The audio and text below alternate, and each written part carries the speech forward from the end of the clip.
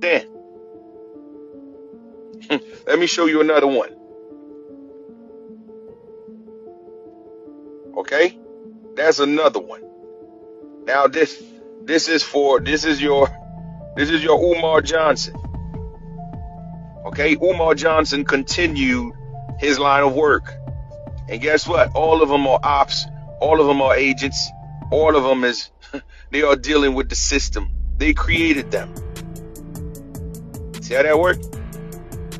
And you know who's behind them? Anybody here know who's behind them on the hat with a hat? Let me see. Do you guys know who the hell is this dude with a hat behind him? It's just to show you. That's just to show you. Nah, it's Rockefeller. That's right. Rockefeller. Now everybody remember that who sponsored the education system? No, it's not Plecker, it's Rockefeller. Okay? So again, the system of 9 to 5, the system of education is Rockefeller. So that is the one that was pushing this joker to denationalize our people. That's where his sponsor came from.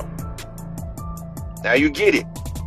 Now did you understand why this what we doing here, what I'm doing here, what every other brothers and sisters doing is vital? Because we are removing lies and stigmas.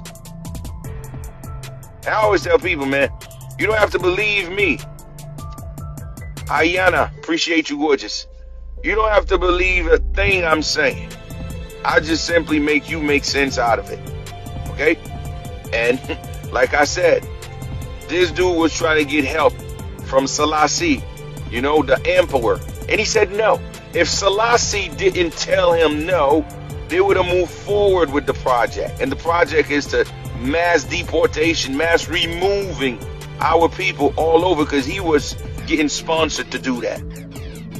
So it's been a long time they've been trying with this movement.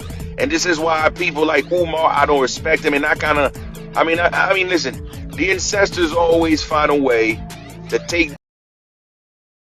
For 400 years, white racists have weaponized our own people against us. And today, I'm breaking down the 4 types of black betrayal that keep us shackled. Level 1, the house slave. Meet Stephen, the house slave who loves his chains so much, he'll kill to keep them on. This ain't just a movie character, y'all.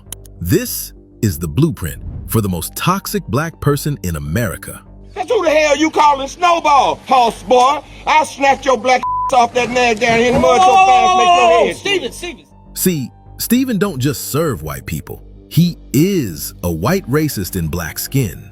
He's so deep in Stockholm Syndrome that he fears freedom more than bondage. Why? Because oppression is all he's ever known, and he's convinced himself that his survival depends on keeping happy. In Django Unchained, Stephen isn't just a servant, he's the enforcer. When Broomhilda tries to escape, who punishes her? Stephen. When Django arrives as a free man, who's most threatened? Stephen.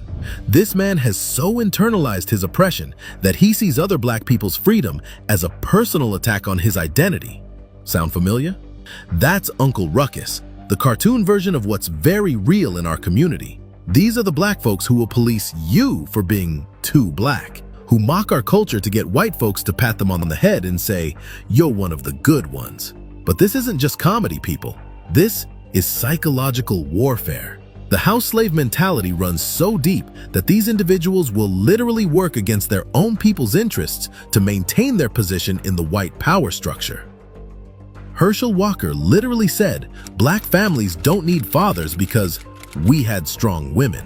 This man was so desperate for white Republican approval that he threw his own people under the bus on national television. He painted black fathers as dispensable while running for Senate in Georgia, the same state where his own father abandoned him.